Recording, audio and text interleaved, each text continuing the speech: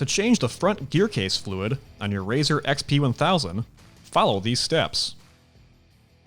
Park the vehicle on a flat level surface and ensure the vehicle is in park.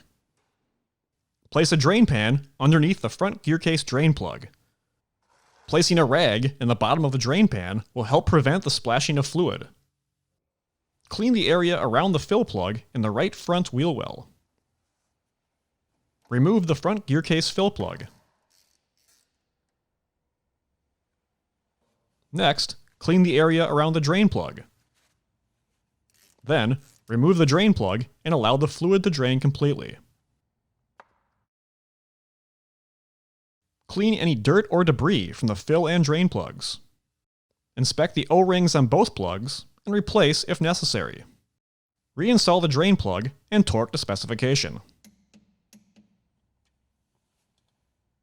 Next, fill the gearcase through the fill plug hole until fluid reaches the bottom threads and begins to spill out.